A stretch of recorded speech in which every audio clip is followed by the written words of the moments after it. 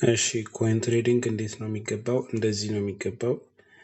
በመጀመሪያ ፕሮፋይላችሁ ላይ እንደዚህ ትመጣላችሁ። ከዛ ጂን አምፖል ምልክቷን ትጫናላችሁ።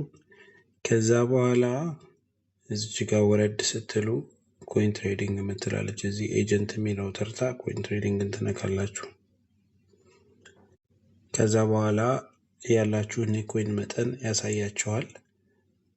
እዛ ላይ ትገቡና መሲ አይዲ ቁጥርሽን ንገሪኝ። እሺ ቢኒ ሄዱ ይቅርታ። ስንት መሰለ? 51 12 ሄዱ። እሺ 51 12 07 7 07 7 እንደዚህ ትራንስፈር የሚለው ጋር እንደዚህ እናስገባለን። ከዛ በኋላ የምታስተላልፉት አሁን እንግዲህ ለመሲ ነው የምናስተላልፈው። የምታስተላልፉት የኮይን መጠን ይላል እዚህ ጋር 50,000 ብለን እንጽፋለን። ወይም ደግሞ ልቀይረውና 60,000 ብለን እንጻፈው። ከዛ እዚህ ጋር መጨረሻ ላይ ሁለት አይነት ምርጫዎች አሉ። የመጀመሪያው ኮይን አካውንት ይላል። ቀጣዩ ደግሞ በቀይ ያለው ኤጀንት አካውንት ይላል።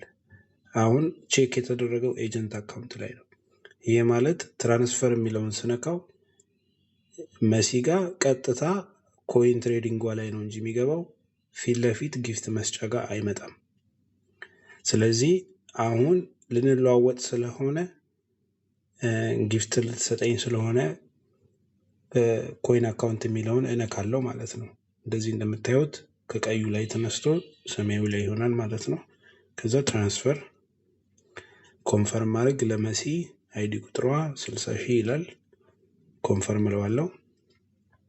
አሁን ቀጥታ ደርሷታል ማለት ነው ኮይን ትሬዲንጓ ላይ። እሺ መሲ ወይ አሁን ምን ታደርጊያለሽ? ፕሮፋይልሽ ላይ ትሄጂና ኤጀንት የሚለው አለ አይደለም? አዎ ከሱ ተርታ ኮይን ትሬዲንግ የሚል አለ። እሱን ንኪው። ኤጀንት ከሚለው ኮይን ትሬዲንግ እሺ ነካው። ስትነኪው ቀጥታ 50,000 ያሳይሻል እዛ ውስጥ። አሁን የላኩትን 60,000 ይቅርታ።